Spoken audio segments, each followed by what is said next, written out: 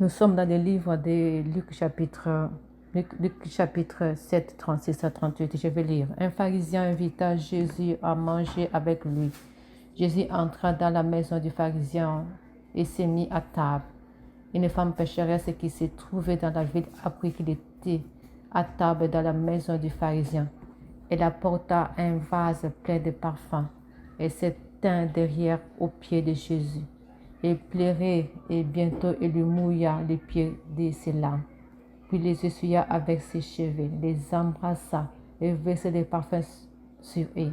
Quand le pharisien qui avait invité Jésus vit cela, il se dit en lui-même, si cet homme était prophète, il saurait qui est celle qui le touche et de quel genre de femme il s'agit. Il saurait que c'est une pécheresse. Alors, bonjour les affranchis, je pense que vous allez bien, que Dieu vous bénisse. Je suis là pour partager avec nous une petite édification.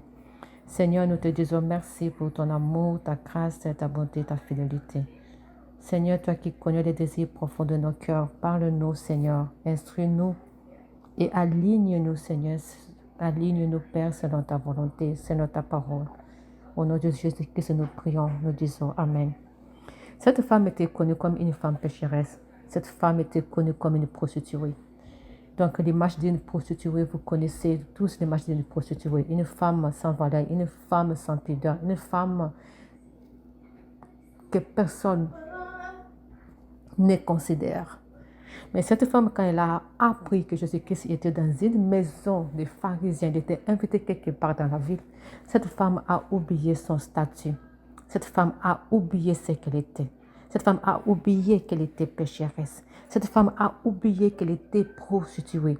Elle est d'abord partie voir Jésus-Christ. Et elle n'est pas partie voir Jésus-Christ main vide. Elle a amené un parfum qui coûtait extrêmement cher.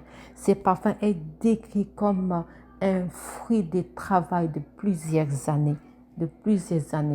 Tu fais tes économies, tu fais tes économies juste pour arriver à payer ces parfums-là. C'est un sacrifice énorme, ce que cette femme-là avait fait. Alors cette femme, elle a apporté ces parfums-là vers Jésus-Christ avec lui pour aller voir Jésus-Christ. Elle n'est pas partie.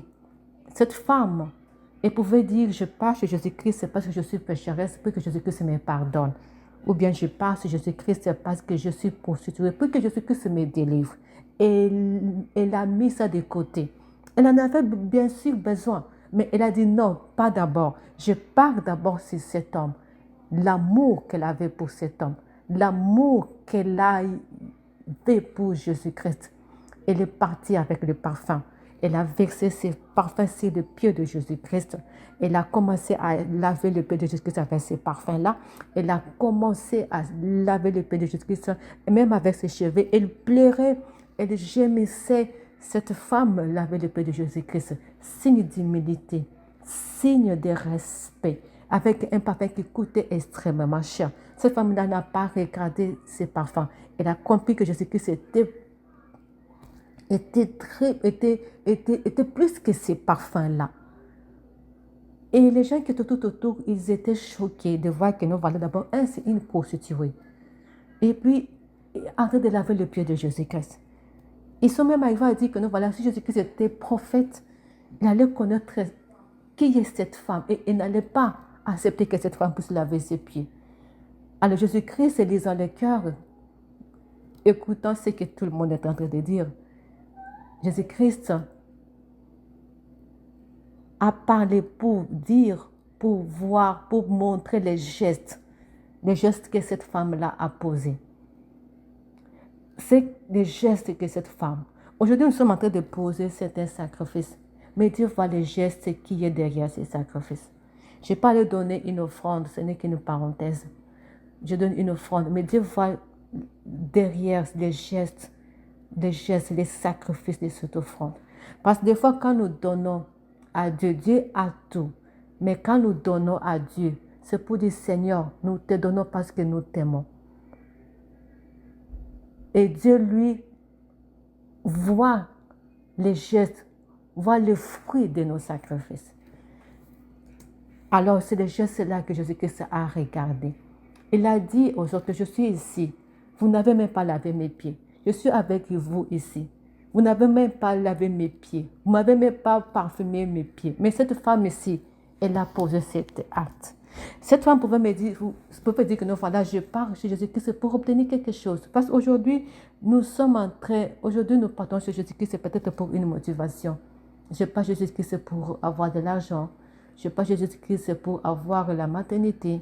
Je pars chez Jésus-Christ pour avoir la délivrance. Ce qui n'est pas mauvais. Parce que Jésus-Christ, notre Père, est là pour ça. Mais Dieu attend de nous d'abord qu'il soit le principal dans tout ce que nous sommes en train de faire. Qu'il soit le principal. Qu'il soit l'alpha. Qu'il soit le premier. Et qu'il soit le dernier aussi. C'est que tout ce que nous sommes en train de faire, que ce ne soit pas pour notre motivation, que ce ne soit pas comme une motivation ou pour notre gloire. C'est-à-dire que je suis en train d'aller chez Jésus-Christ pour obtenir ça. Et quand je vais obtenir ça, en fait, ça sera ma motivation. C'est quelque chose qui m'a motivé. Et la gloire ne va pas revenir à Dieu. Parce que c'est moi qui ai derrière quelque chose, en fait. Et quand je veux obtenir ça, je peux me refroidir facilement. Je peux me retirer de Dieu facilement. Mais s'il y a quelque chose, mais si c'est l'amour d'abord qui bouillonne dans nos cœurs. Comme David dit, comme notre verset de base qui disait, les psaumes 73, verset 28, pour moi, m'approcher de Dieu, c'est mon bien. Cette femme m'a dit que voilà, que non, s'approcher de Dieu, c'est son bien. Il n'a pas regardé ce qu'elle était. D'abord, je m'approche de Dieu parce que c'est mon bien. D'abord, lui, comme la Bible dit, cherchez d'abord le royaume des cieux. D'abord, en premier lieu, d'abord, qui se doit notre première, qui se doit être notre dernier dans tout ce que nous sommes en train de faire. Il doit être notre principal. Il doit être le principal A et le principal Z. Il doit être alpha, il doit être oméga dans tout ce que nous sommes en train de faire. Alors, cet amour-là, c'est ce que Dieu attend de nous. Pas un amour qui est accompagné d'une motivation, mais un amour pour Dieu. D'abord, Seigneur, d'abord toi, d'abord toi. Et c'est ce que cette femme a fait. Et quand Jésus-Christ a vu les gestes de cette femme, quand Jésus-Christ a vu l'humilité de cette femme, quand Jésus-Christ a vu le respect que cette femme avait pour lui, quand Jésus-Christ a vu l'amour que cette femme portait, parce que porter un parfum de plusieurs années de sacrifice, ah non, il faut avoir vraiment l'amour pour cette personne-là pour que tu puisses poser ce geste. Jésus-Christ a vu ce geste-là. Et puis Jésus-Christ a dit, tes péchés te sont pardonnés. D'abord, il y a eu l'acte que cette femme a posé les gestes. Il y a eu d'abord l'humilité qui a accompagné. Il y a d'abord le respect qui a accompagné. Et bien que les gens étaient en train étonnés de voir qu'une prostituée venait voir Jésus-Christ, mais à la fin, Jésus-Christ va dire, tes péchés te sont pardonnés. Et la vie de cette femme était sauvée. Je pense que l'histoire de cette femme était parlée un peu partout. Vu ce qu'elle avait posé comme geste. Vu l'amour qu'elle avait pour Dieu. Non pas un amour qui est motivé par quelque chose. Non pas je viens prier parce que j'ai besoin de la maternité. Non pas je viens prier parce que j'ai besoin de la santé. Non pas je viens prier parce que Jésus-Christ, pour que Dieu puisse me pardonner ou pour que je puisse obtenir la délivrance. Mais que d'abord, Seigneur, toi d'abord, tu dois être ma priorité. Toi d'abord, tu dois être mon principal. Toi d'abord, tu dois être mon alpha, tu dois être mon oméga. C'est-à-dire que tout ce que je suis en train de faire, Seigneur, il faut que la gloire revienne à Dieu seul. Pas à nous. D'abord à lui. C'était ça une petite exhortation que je voulais partager avec nous tous. Que Dieu vous bénisse et je vous souhaite bonne journée. Merci.